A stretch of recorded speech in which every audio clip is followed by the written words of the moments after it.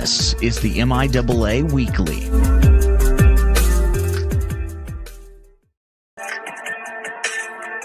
Welcome to the MIAA Weekly, and sounds like my partner had his sound on his phone on. John, I was trying to do it as fast as I could.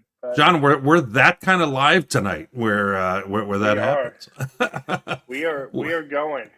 So. Well, welcome to week 11, our final MIAA Weekly show, John. Because we're going to move into the Super Region stuff next week. Are you going to be kind of sad about that?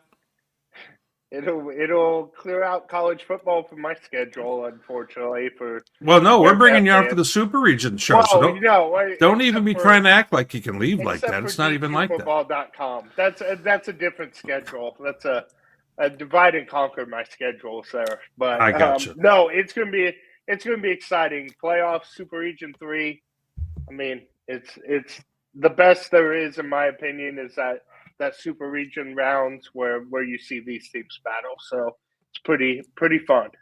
Well, and for those tuning in, we are fully live tonight, no matter what happens, and we will have the comments area up. So if you have some questions that are on the show that you want us to go ahead and look into, for my guy Doug Williams out there, go UCO, and my guy John Dykstra apparently is savvy enough that he can see some of the interaction already. John, you're obviously already a mark for the comments. I see one comment and you're already going for it.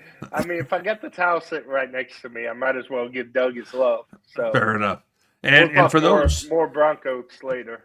For those who want to know a little bit more about Super Region 4 and what that's looking like, in about 90 minutes, I'll be live with my guy Tom, trying to explain to him, what the breakdown is. But we're going to go ahead, guys, and talk about what happened in the MIAA, because considering that's what the show is. And then we will move on into a reaction of the regional rankings. And John and I will talk in detail about that. If you have questions in regards to that, feel free to go ahead and, once again, throw them in there. And we'll talk about them as we, kind of move on with the show.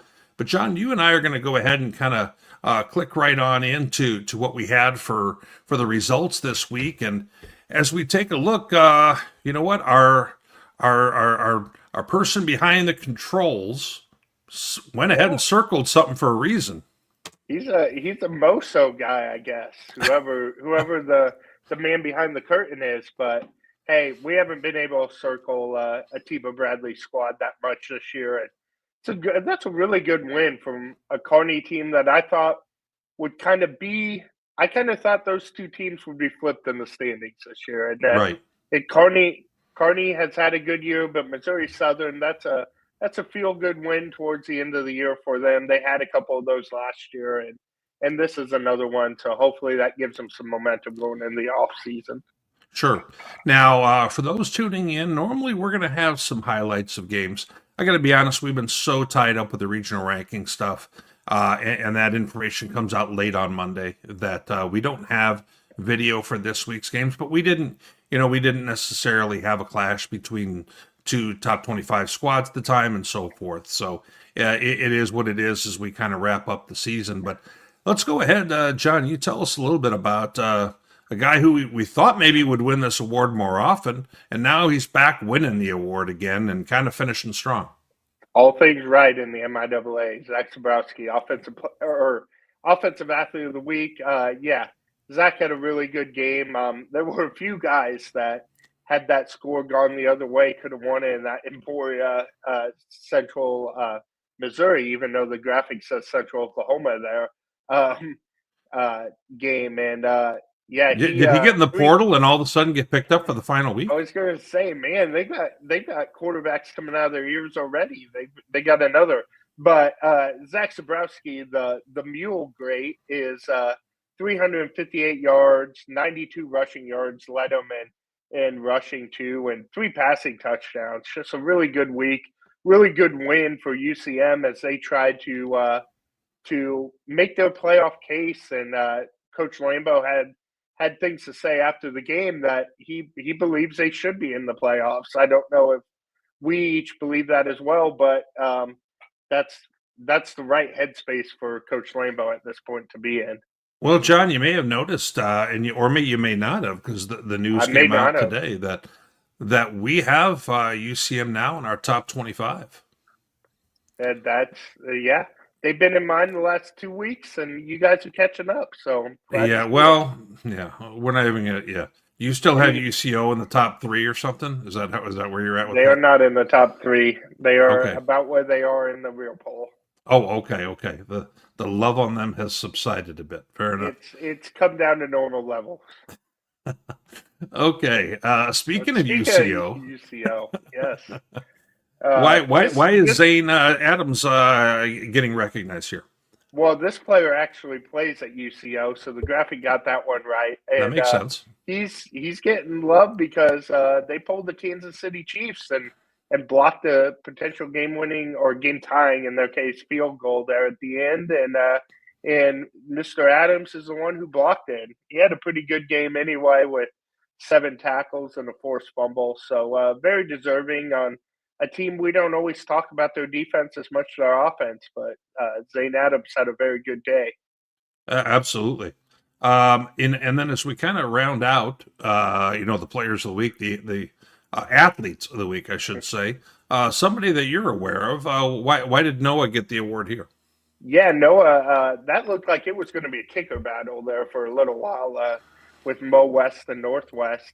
Cody Watson and Noah going back and forth, and the offenses eventually started scoring touchdowns, but those 4 field goals, 4 for 4 by Noah, really helped get Northwest going a little bit offensively, and then they scored 3 touchdowns, and he hit 3 extra points for him. So when you're 7 on 7 on kicks, that's an athlete of the week worthy specialist if I've ever seen one. Well, and John, by the way, just so you know, I'm kind of tending the fire here. Our guy Clifton Grooms, Oh, who Cliffy. I got a chance to meet him down in Maryville in week 0, is in attendance, and we've also got AC, AC, our my Mac guy. guy. He's tuning in as well. So, and then we've got Carl's mentioning everyone should be talking about Charleston. That will not be what's happening Cliffy. tonight, Carl. But that's okay if you thought that this was the Super SR1 pod, but that might not happen tonight. You see their name when we put up the top 25 poll here. Pretty There you quick. go. Fair enough. That's a little bit of a tease. So, Yeah, stick around, Carl.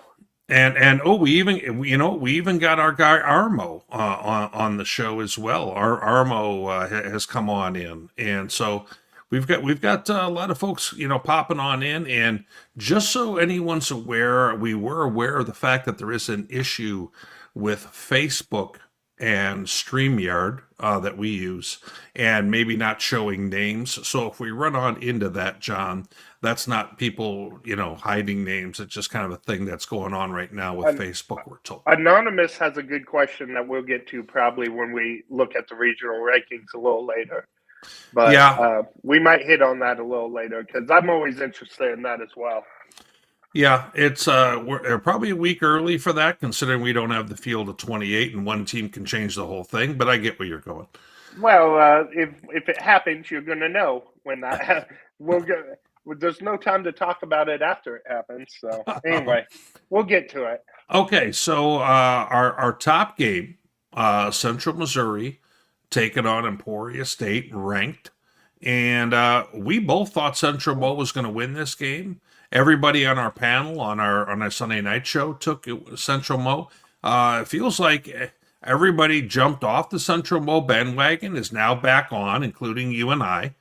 And Zabrowski now, Zach is going to try and apparently lead the country in rushing yards, not just passing yards with the way he's going, but maybe just quarterback rushing yards, right?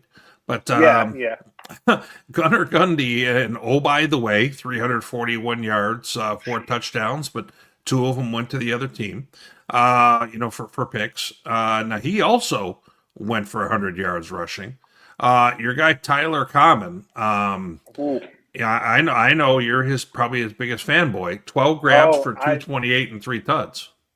I talked to somebody associated with Emporia State Athletics just yesterday, in fact, about Tyler Common and getting him that first team All American spot.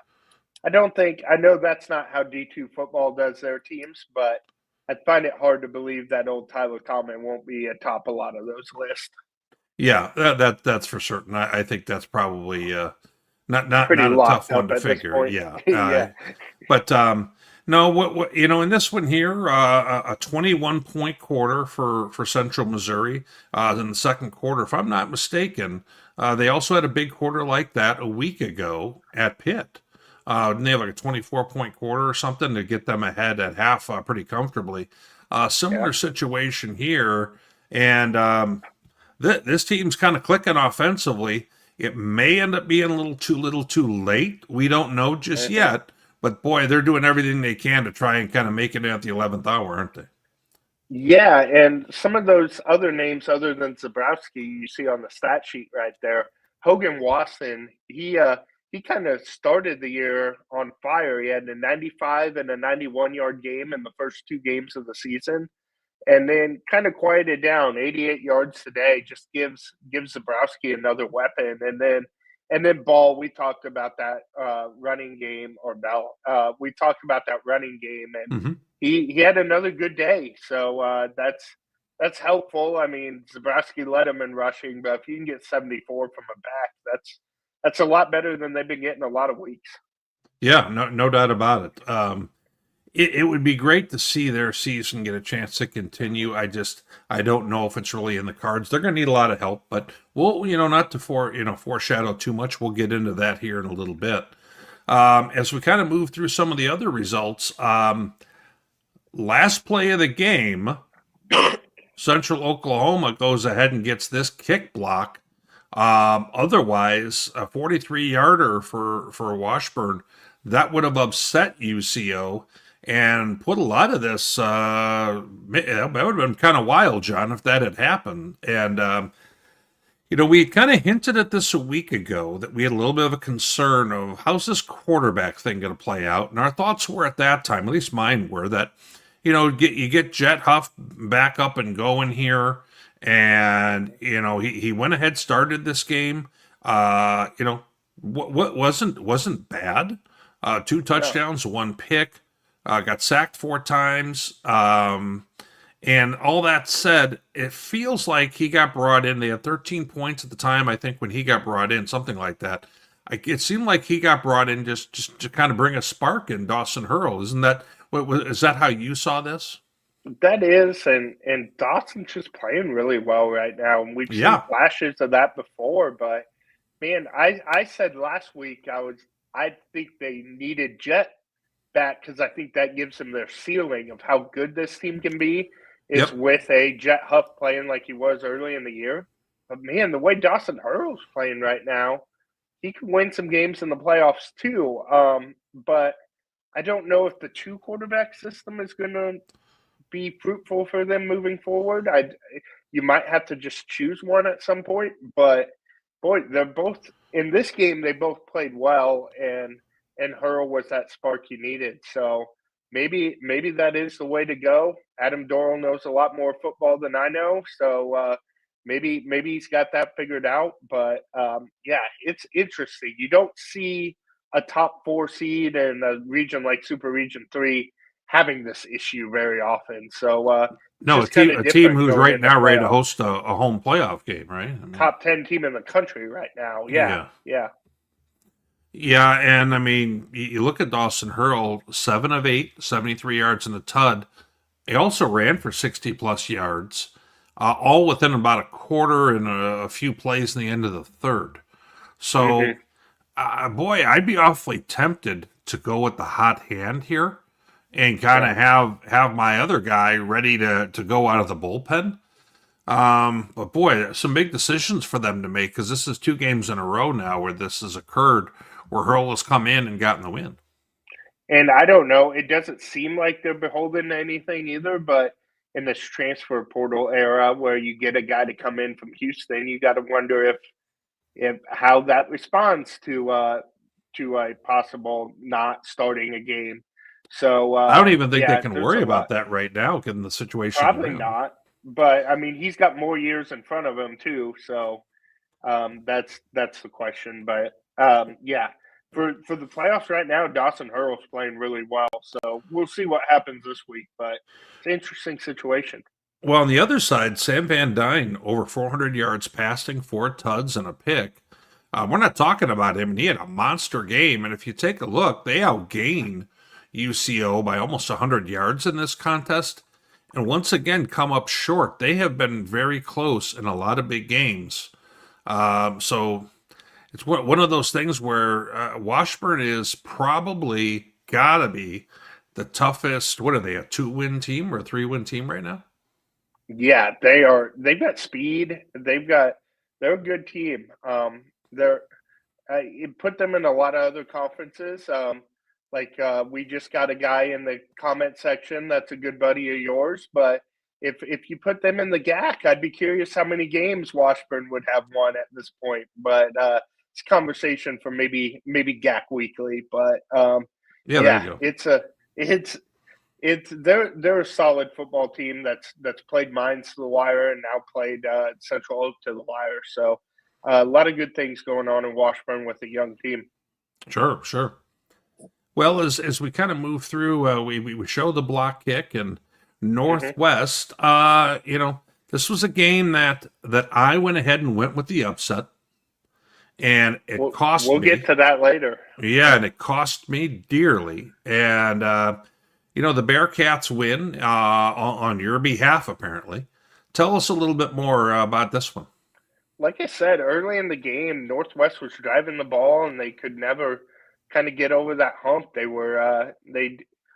Mo West would bow up in the red zone and hold them to those field goals, getting Noah the special teams player of the week. But then they kind of broke through. Tank Young, huge game there, over 200 all-purpose yards, as you can see. And once they got him going, that kind of opened things up. And Eric Richardson and Luke Matthews made a couple big catches, and suddenly you're looking at a game that looked like a blowout there for a while. It was 30-13, I believe, at one point. And then they Mo West cut to 7-point game, and then Xavier McKinney had a pick and set up a field goal to put the final nail in there. But 11th straight win for Northwest over Mo West in that rivalry, and I know that's kind of a big deal with regional bragging rights, and fans love that. So no, just a good win for Northwest as they've won a couple in a row now.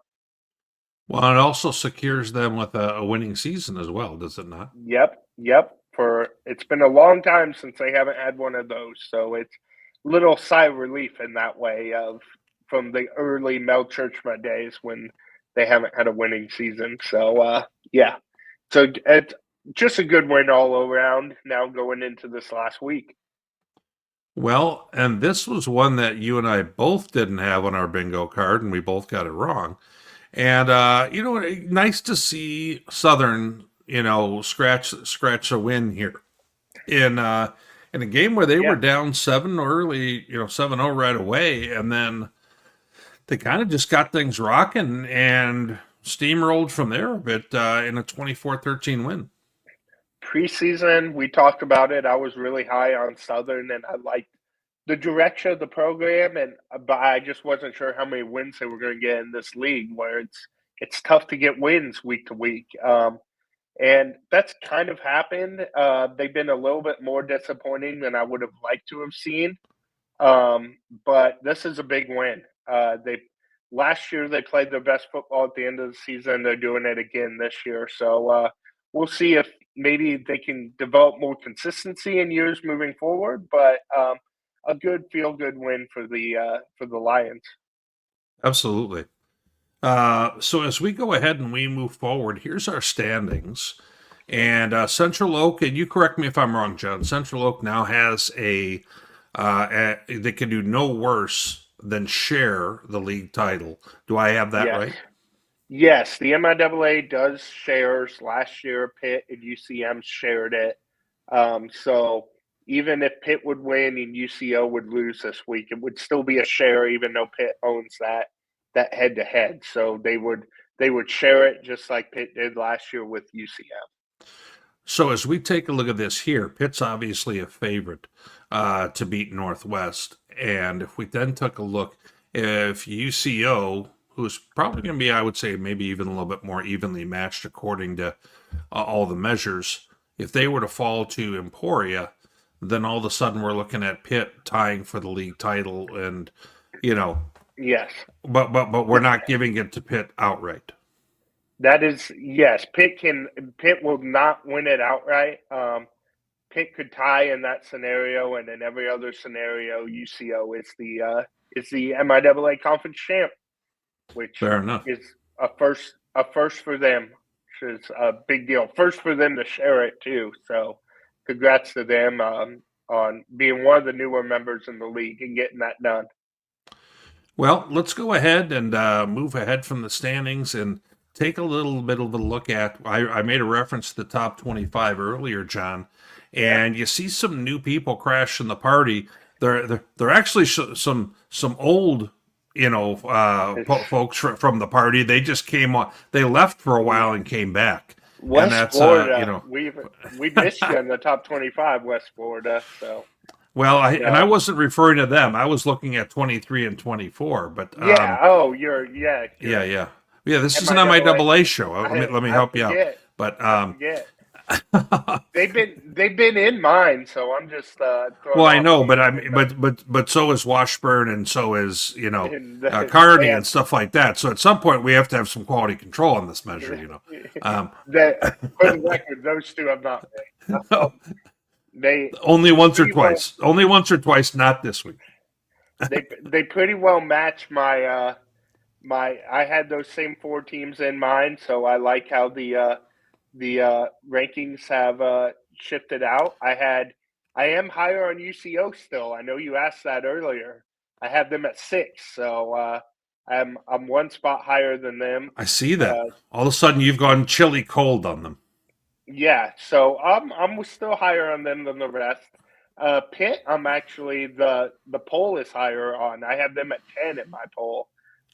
So I'm a little lower on them, and then Hayes and Central, they're in that 20 to 25 range still. So with both those teams, that's where they should be. So I don't have too many qualms with this poll. Well, let's go ahead and move along. A lot of folks here, as much as they want to hear about the MIAA, they also want to be able to hear a little bit about these regional rankings that would have dropped dropped later today. Can we address a James W. comment real quick? Well, yeah, Jay, I know. Question, yes, I saw it, John, and I have been kind of keeping tabs of things there, and I know, just so everyone, we can kind of, clear the air. I know James had gone in our questions area and said the bigger question is, how does a committee who basically watches no games determine the seedings instead of D2 coaches? You'd be shocked who's on this committee, James. James, I know that you're a fountain of misinformation, but here's essentially what's happening is the committee is actually head coaches and athletic directors. So that is actually who the committee is. It's not, somebody in it's a not separate Condoleezza office. Rice. Yeah. So, this is all public information and so forth. So this is, the coaches go in there and they have a meeting each week and they look at all the same numbers that Chuck and I do, that our friend Inkblot provides and interprets as well. So, that's all there. So, and then, we've got the separate one here of, the coaches are essentially using KPI. Massey is we've kind of gotten rid of that a little bit because of the fact that it's got too much of an MIAA slant. We've seen that. Yeah. We've talked about that, John. Yeah, it's not in there. KPI is, and then the other numbers aren't complicated numbers. They're strength of schedule. Who anybody can do that math on their own, right? And winning percentage, which again, pretty simple. Yeah. So here is how we're going to go ahead and look at things, because we're going to take a look and talk for one moment here. We've kind of looked at what is the criteria that there is with this, and the Kevin Pogge Index, the KPI, is heavily involved this year, which is a brand new tool, and it's great to have that. And you're going to be able to see kind of its influence here in a moment when we take a look at the numbers. So as we go ahead, and I know that, James, I know you're kind of asking a lot of questions as we go, but I think I'll clear things up a little bit, James, for you in just a minute. We'll get to some at the end. Yep. Yeah, well, this will answer this, is that as we're taking a look at the page here, we on our Sunday night show went ahead and gave a graphic of what we thought to be the projections for this week. And with that, we had the exact same 1 through 10 that the committee ended up having. Nice when you don't have to redo your graphic. No, our graphic was exactly the same. I didn't have to make a change to it because armed with the information that, KPI was as big a factor on the far right side as it is, it kind of made things where you could better see, maybe with some level of consistency, hopefully, how these are going to turn out, because there's a lot of complaints that come out from this, but a lot of it's misinformation, misunderstanding, and things of that sort. So if we were to really drill down to this, John, the three main factors are going to be the column where it's got win percentage plus SOS, which is, your how good a record do you have, plus your strength of schedule. Then we're also going to be having what is your record against 500 or better.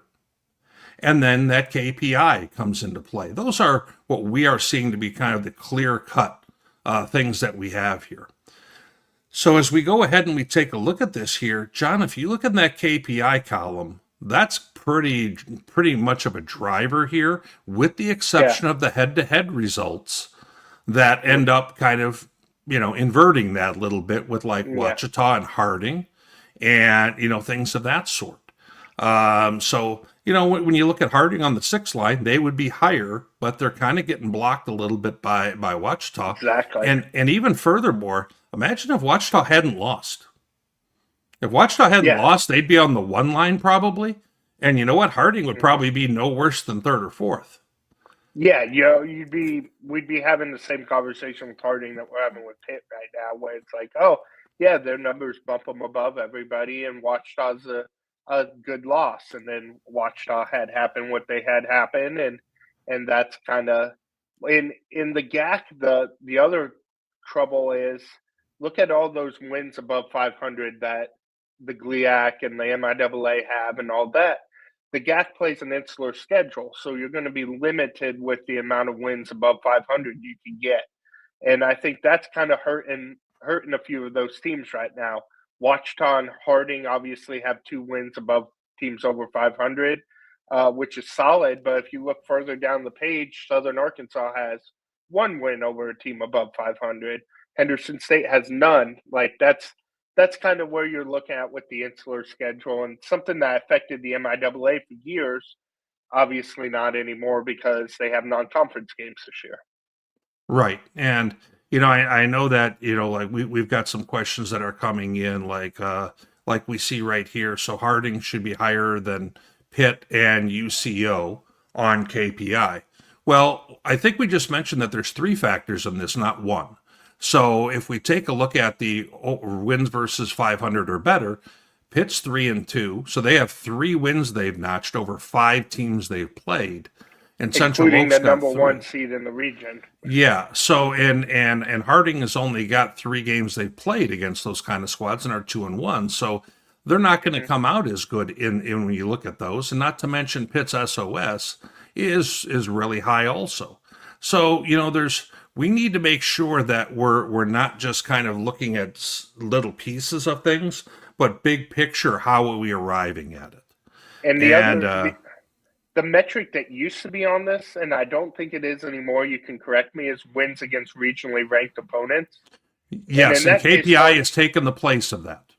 And in that case, look at what we measured maybe in years past, in that case, Harding has a 0 in that category. They're 0-1. So their wins, even the above 500 ones, aren't against teams the committee is really considering for a playoff berth at this point.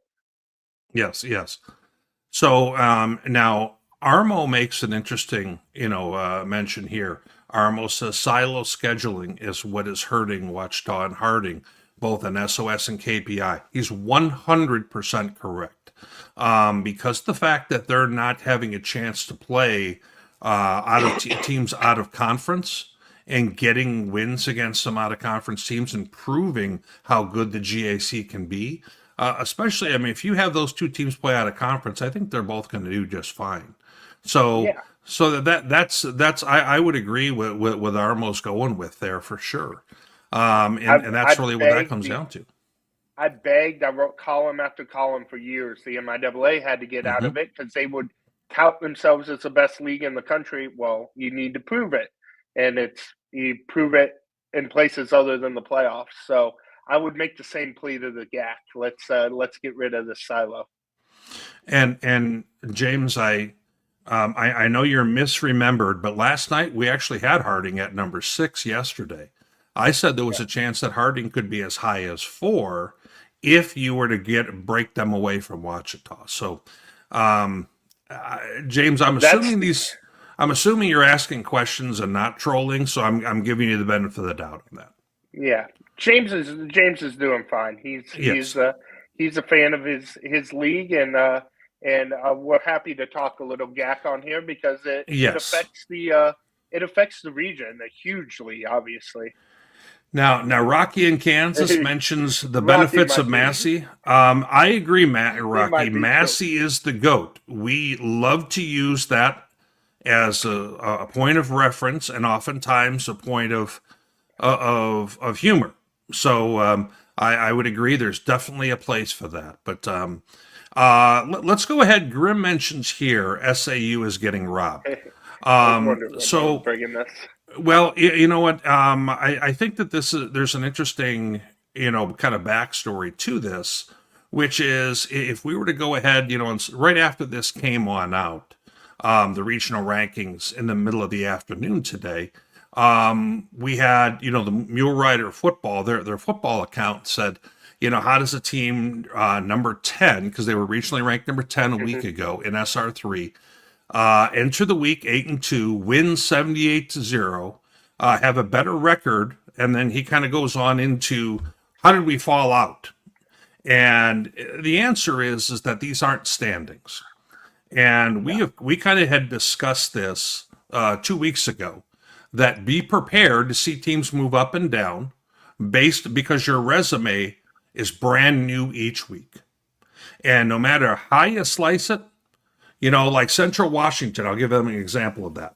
Central Washington played Sul Ross over the weekend, and Sul Ross is a 2-win football team, similar to the scenario here. And they dropped down in their measures because they were playing a team who hurt their strength of schedule. So there's only so much you can do in that scenario with the numbers. So in actuality, and our guy, on D2 football, our guy Chuck had replied there that we had kind of talked about. Chuck is in the comment section today. Chuck is in the comments today. So I wanted to go ahead and take a 2-second look at that only because of the fact that, the team had also brought it on up. They're not getting robbed at all. Here's what's happened is their resume has changed for the worse. Their KPI goes down as a result of that win because of their opponent. So does their strength of schedule. So their resume ends up looking better a week previous. And at the same time, you have Central Missouri coming on big time and beating teams and helping their strength of schedule and numbers each week. So you're kind of in the midst of all of that going on right here and now. And if we take a look at those measures that we just talked about earlier, Southern Arkansas is 1-2 against teams 500 or better. How does that look right now with all the teams who are on the top 10 in the regional rankings? and that one win is against another team that's not in the regional rankings, so not considered as highly. So that's So the not main much to thing. hang your hat on then. Yeah, UCM just beat a 7-3 team. Saginaw just played tough with a good team, one of the top teams in the region, and Southern Arkansas beat the crud out of a 2-8 team. That's just not what we've talked about. KPI having some interest in point differential, but beating to death a bad team doesn't get you as much as beating a good team, even if it's more lopsided. So that's just what happens. That's how this has worked, and that's how it's worked for years. Fair enough. Well, so as we go ahead and we're kind of moving on through, I'm gonna go ahead and we'll take a look here momentarily at and by the way, Armo, our friend, made a comment about the ads do go ahead and take in football games. I can guarantee you that. I But tend to see them on sidelines every week. So yeah, and they have more free time to watch other games where coaches don't really. So, but they tend to be pretty tight with the head football coaches at their institutions as well. Well, now, so John, I'm going to continue to emphasize to our viewers that KPI column, because that one there, if you needed, you can see the influence of it, especially when you get further down the line. When you're looking at your Fort Hays, your Central Missouris, and those teams who are right on the brink of making it, they almost go right almost in order of that KPI. And once again, Southern Arkansas doesn't benefit from that. Now, we do have some big games this weekend, John, that are going to be upcoming. Yeah. And I know Anonymous has gone ahead and asked this question. What about a Region 3 team to 4? We're not ready for that just yet because we're not done unpacking this yet. Anonymous is speaking my language, though. Well, yeah, it's unfortunately, you don't know what you don't know. So you can't really project who's going to go where if you don't even have an idea who's going to be in the field. So one of those things can change everything. I've seen this a lot. So we'll come back to that, but it's a not right here just yet type thing. So let's finish up on this page with what we have, John, with the teams in red all the way to the right. We've got Pitt State. That would be at Northwest Missouri State. While Northwest Missouri State has not had the kind of season that they want to, they have beaten Emporia this year. They probably should have beaten UCM. They've had some other games like that. It seems like there's no reason that they can't be a challenge for Pitt. And I'll give you one thing that has me concerned if I'm a Pitt fan. Is Northwest Missouri State. It looks like I lost John there for a moment. For those looking at this, we are evaluating this game, and the biggest thing I'm seeing in that first matchup is at Northwest Missouri State, the Bearcats can defend the running game. So, in the running game here, this is something that's going to be a real issue. And I'm bringing John back on. John, you're back. Are you okay there? Did you fall from your chair? James W's outside cutting my internet right now. Is that what it is? So okay, fair enough. I think that's what happened. I'm sorry. Yeah. So we were just talking a little bit, me and the comments. Yeah. I think that Pitt State might not have a great matchup trying to run the football against the Bearcats, which is kind of how they make their success offensively. What's your take on that? Just as we kind of look at these. Yeah, we're going to be picking games a little bit later, I know, but right.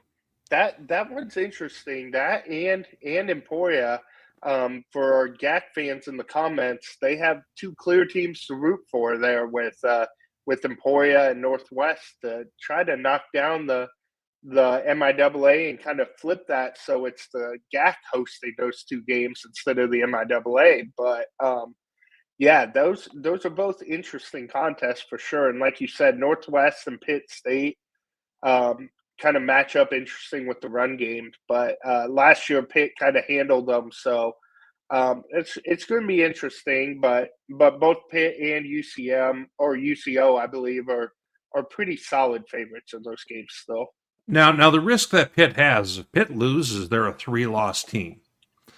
Then all of a sudden, all the shine of them up in that top area, I think some of that comes off. And now they're in a beauty contest with Fort Hays and Central Missouri, who have all beaten each other, if my memory serves me right. That is correct, I believe. UCM has the most recent, which was a pretty solid lopsided win over Pitt, though. So, yeah. So if you're a UCM fan, you're probably cheering for Northwest. I think everybody outside of Pitt themselves and UCO themselves are cheering for Northwest and cheering for Emporia. It creates some chaos. Yes. So then as we take a look at some of the other games, Central Oklahoma, I mean, right now it kind of feels like they're falling out of the tree and getting hit with every branch, but they're still surviving with only one loss here, despite the fact the back of the season has probably cost the CEO a little bit of sleepless nights. Ooh. And now they got Emporia, who we don't know which way they're going. I mean, are they ready to turn in their equipment on Monday? Or are they ready to try and finish the season strong? Because they've lost, 2 in a row, right? Yeah, they have. They've hit that tougher portion of the schedule, and it's hurt. It's hit them hard. So yeah, I'm kind of leaning towards which way Emporia might be headed, and it's not a good way, but we'll see. They have a chance to end on a strong note. Well, the last and if UCO loses, well, they're only a 2-loss team. So Yeah. I think that's a little bit of how this system kind of hamstrings a team or gives such benefit over the head-to-head in the way Pitt's at that 3 spot. So if UCO loses, I still think that they're going to be okay. But once again, you don't want to put yourself in that position where you have all these other teams entering the chat getting compared to you all of a sudden. I think our top 7 is looking pretty solid at this point, and the 2 that could be the most interesting to drop, interesting enough, are the 2 that are above their league rivals in the standings right now based on that head-to-head.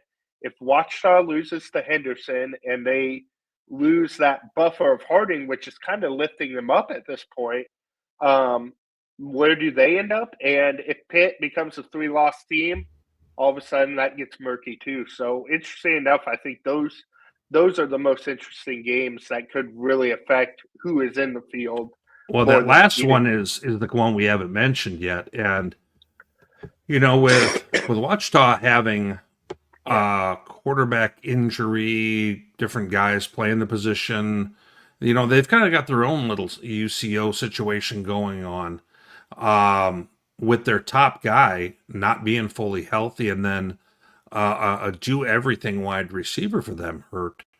That concerns me as they go into the Battle of the Ravine here. Henderson State hasn't really been a wow team this year. They're 8-2, but I mean they're 0-2 against 500 or better. When they played Harding, they didn't compete in that football game, if we're going to be honest. So it does make me wonder if Henderson State, I think that they have enough to make this game real interesting. How do because if they win, I don't know if Henderson State will have improved their resume enough at the 11th hour to get into that mix as far as they need to, because that's quite a jump they would need to make. Yeah, just like I was saying with the GAC teams needing to watch those MIAA games. For years and years, we've in the MIAA have watched the Battle of Ravine in one way or another to get an extra team in the playoffs, and it never fails. Those teams are always right around this point at the end of the season. So I've seen that game go either way. That's one of those. I hate to throw out the record cliche, but that one it really is.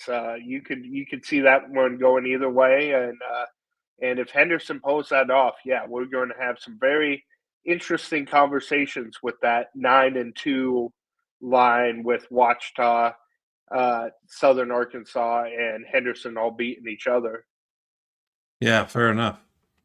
Well, let's go ahead and we're going to take a look, John, at how we did in the picks.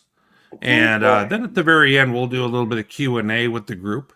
As we've got a lively audience tonight, as we thought we might We for a do. reaction. Hey, But I appreciate that, guys. I wasn't sure how the live show would go, and I appreciate even James W in the comments. Even him, we appreciate. So thanks for hanging out with us, guys. yeah. I mean, they nothing like coming here to see two pretty faces. No, always. That's can't not possibly be the reason. But let's go ahead and take a look at our slate that you and I have. Everyone's been dying on this, I'm sure. You and I are dead even now after all these weeks. So let's go ahead and we'll move into the picks, and then we'll kind of go ahead and revisit a little bit of the Q&A. It seems like a good plan. Okay, so Fort Hays at Kearney. You were liking Kearney quite a bit, and then this last week happened. Do you like him to win here, or do you think Fort Hays is just too hot? I've been liking Kearney quite a bit, but I've been liking Hayes a whole lot, and that doesn't change. They continue to play well, and I've got Fort Hays winning that football game 42-13. I think they handle them. I think they think they're still in the playoff chase, and they want to make a statement, and I think they will do that. Fair enough. I've got Fort Hays in this one. I think Fort Hays maybe has played the best football over the last month in the MIAA, whether people have been realizing that or not. I think if you were to try and make some type of ranking as to who's the hottest coming into the end of the season, I think they are in UCM clearly. Well, some of the favorites are kind of almost limping to the finish, and we'll have to see if they're going to be playoff ready at that point. Yep. Emporia State at UCO. We're not entirely sure about the quarterback situation with UCO. Obviously, Gunnar Gundy's doing his thing. Both defenses giving up some points. How do you see this one, John? Hey, both these teams might have top 7 or 8 quarterbacks in the MIAA. Multiple of them with Ricky and Gundy over there for Emporia, and then obviously UCO's situation. So I just think UCO is both these teams are struggling a little bit, but I think UCO has a little bit too much for them, and I've got them 38-24. I think they put up some points and win it fairly comfortably.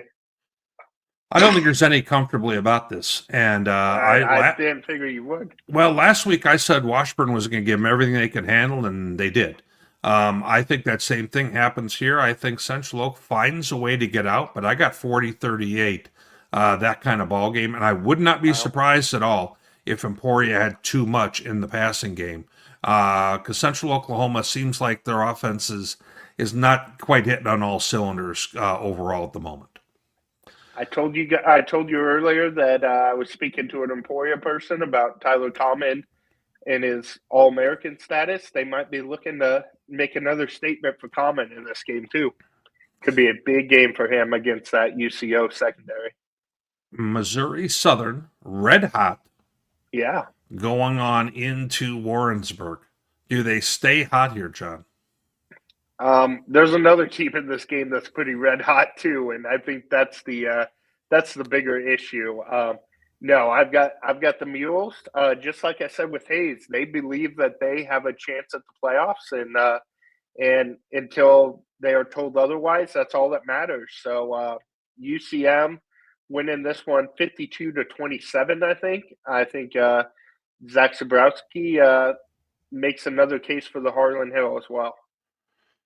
Fair enough. I like UCM certainly in this one here, and I think that they try and do everything they can for their resume at this point. Unfortunately, an opponent with a not good record is not going to be able to help you much in this case. So, same thing we said earlier with Southern Arkansas. Yeah, absolutely. We've got Washburn at Northeastern State. Now, Northeastern State's been kind of pesky the last few times out. What do you see in this one? I see, as we say with Washburn every week, a lot of speed, a lot of explosiveness, and I think that gets to Northeastern, that has been pesky offensively, but has given up a whole ton of points this year. And I think Washburn has a feel-good into their season with a 48-24 victory over over Northeastern, which is going the right direction, but still has a ways to go. Fair enough. I'm taking Washburn as well, despite the fact they burned me 2 weeks ago. I'm going to go ahead and take them here. Now, Pitt State going to Northwest Missouri. Keep in mind, you and I have been the same on each pick so far, haven't we? I was just going to note that we've been the same. So it feels like a time where you may need to dig in and have the team that you write for as the beat writer. You might need to, lean on them and get a favor and say, hey, I need to win the pick'em. I might be leaning pretty hard on them. So I got to pick first. What if you just copy my pick? No. See, I've been the front runner in this one. I haven't gotten there by going by your picks. Well, you're no longer the front runner. That would be Mr. Massey. But I'm going Bearcats in the upset. This is my upset special. I think it is a weird matchup. I think Pitt is clearly the favorite, but I don't know. Something just feels kind of interesting about this game, and I could be very, very wrong. But I'm going Bearcats 27-24, and we'll see if they can pull me out a win in this pick'em. Fair enough. So wait, what? Give me your final again. 27-24 Bearcats. Okay. Well, I was going to go with Pitt State anyway, just because I thought that this was a game they just had to have. Yeah. And whereas Northwest, they're playing for pride at this point. They've already got the winning season intact. So I'm going to take Pitt State, but I think it's also a really tight game. I'm going to go with your same score, just the other direction. Okay, fair enough. Quincy at Missouri Western. Do you know much about Quincy? I know that they play in the GLVC. They've got a pretty good record, and but not a playoff type record. They're kind of competing for that second spot behind UIndy this year. And I know when GLVC teams have played against the MIAA, it has not gone well. Missouri Western's shown a lot of fight down the stretch. 42-13. Give me the Griffins. Yeah, I think this is the time where Missouri Westerns they look frustrated right now, but at the same time, I think they're just going to be way too athletic for Quincy, and I think that they go ahead and kind of take it out on a non-MIAA opponent.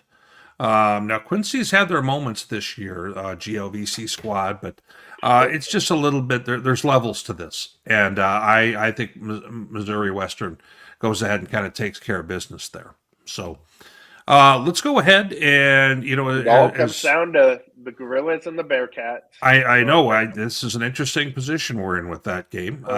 Everyone knows who wins the pick'em according to that football game. That's pretty good. But let's always make sure that if you want to get a hold of John Dykstra on the socials, I think most of this audience probably already knows how to. And then how to get a hold of me? Well, you can probably just watch any of these shows. I host more of them than I don't. So then jump in the comment section where they'll get back to you. Mm-hmm. Yeah, don't stay up late. But and then always the MIAA network and the MIAA just for helping us out at every turn with this. They've really been good about all that. So this is a good relationship that we have with the conference, and we appreciate everybody from Mike Racy on down. So let's go ahead and we'll pop on back into the comments before we head on out. One last look. I'm going to go ahead and bring back up. I was going to say that would probably be useful. Yeah. So as we go ahead and we take a look at, I have some of the items already kind of on the side a little bit here, and I'm going to pull up some. Give me one moment to do that. So, yep. James, I'm going to give you the benefit of the doubt on this question here.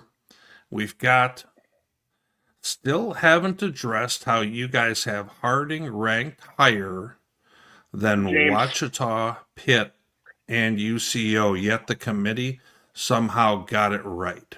I'll handle this because I'm confused. Because I've been following James. I know what he's saying. He is talking about the D2football.com poll, which has Harding higher than those teams, I believe. And Oh, but yeah, that the has nothing to committee do does with this, not. but yeah. Yes, we lead every discussion about the regional rankings, saying the polls are not a part of this. We are not saying that we would pick Wachita, for instance, to beat Harding if there was a rematch. I think both of us would pick that the other way, even though we've seen it on the field. But when you get to these rankings, you can't ignore things like head to head, things like strength of schedule, and things like that. And that's why the MIAA teams are higher than Harding right now. And that's why Wachita Baptist is. Meanwhile, when I vote on the poll, and there are different things, obviously, you look at record and stuff. But one of the things I think of when I vote in the D2 football poll is, would this team beat this other team if they played on the field? And Harding would beat a lot of teams, in my opinion, if they met on a neutral field. So that gets factored into this more, where in the regional rankings, you look at the numbers, and the numbers tell the story. And sure, some of it is subjective, but most of it is numbers. And those tell the story. And here, with the strength of schedule and the wins over 500 teams, yeah. So that's what it is. The polls don't matter. That's why the regional rankings have them above them, but why a lot of voters might have Harding higher than the regional rankings would. I appreciate you answering that. We got about 5 minutes left, guys, before we Okay. have to get off the line, just because we do have our Super Region 4 show that will be following this at 30 minutes after. We need to kind of prepare, get everything ready for that. So let's go ahead. This question here, I'm gonna let you, John. I'm gonna let you keep handling the questions. I like where you're going with this. I hadn't read this one yet, so I'm Oh, catching okay. up on it. My fault. My fault. There needs to be an adjustment made to the strength of schedule formula when playing.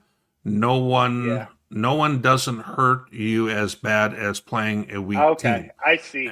Okay. Everyone Yeah, could use an extra week to heal and plan. hello, Pitt State criticism. That's what this is.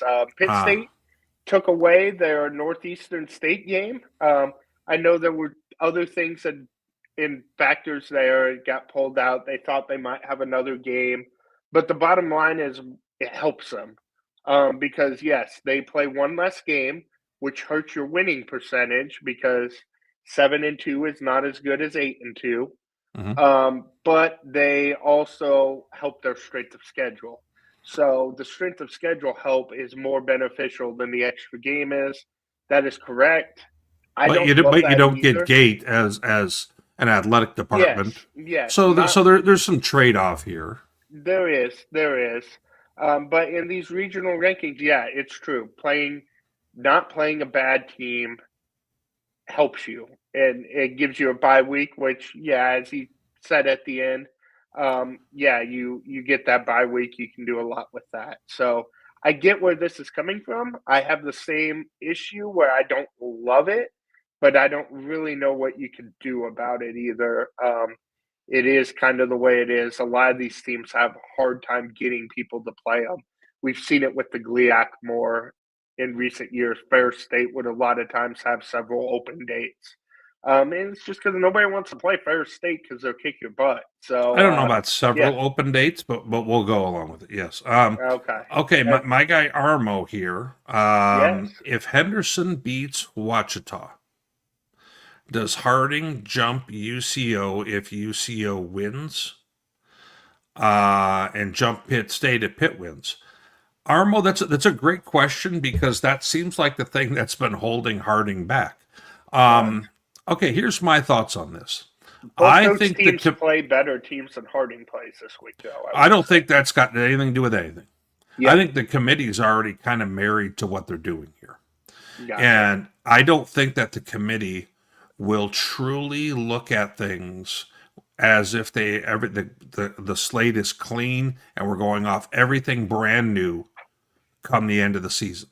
Because if you did, you could certainly make a case for Harding at that point. Yeah. But sometimes we see things where, they're not looking to make huge changes at the 11th hour. And sometimes we see some kind of pre-booking that happens a week earlier. Like if they were unsure if Indianapolis was truly supposed to be on the 7 spot, then maybe we just put them 7 now so we don't have to do it next week because they're going to automatically get it anyway. You know what I mean by that, John? And it gives them more freedom scheduling, but I feel like this bracket's pretty well set, honestly. I don't think so. I think we're going to see some shakeup. It seems like we're going to, in my opinion. Well, I just picked Pitt to lose, I guess. So that would completely change things. But I feel like the committee kind of wants to see Indy at Grand Valley. Good news for Grand Valley there. And then those 2 GAC teams playing those 2 MIAA teams. I feel that's what we're destined for. And boy, if we get Harding at Pitt State, ooh, what a first round football game. But that's looking way ahead. And no, but we're going to kind of go ahead and end with the question that we had kind of we had kind of kicked the can down the road a little bit on this one. I like it. And the reason why is because this is a very complex question where here's what can happen. And let me give you an example of that. Let's say Pitt State were to drop the game to Northwest, and Pitt State ends up on the as a 5, 6, 7, whatever it is, but they still end up making the dance. Okay. If that's the case, they're in a spot where they could easily travel to teams in Super Region 4. Yeah. Probably better than in Super Region 3. If you take a look at where some of the teams in Super Region 3 are, they can't drive, they can't get on a bus and go to Grand Valley. I mean, that's not going to happen. Anything to Michigan is a flight. So, yeah. Yeah. So, but all of a sudden, how's them going to Minnesota State sound? Yeah. That's already right. So that's kind of what straight up I-29. That's a easy trip. So yeah. So to answer the question here, I always kind of have an eye out for who is right down I-29, which goes all the way from basically Minnesota, all the way through South Dakota down to the Kansas City area, because it's a straight shot 5-6 hours. And that's all easy driving distance.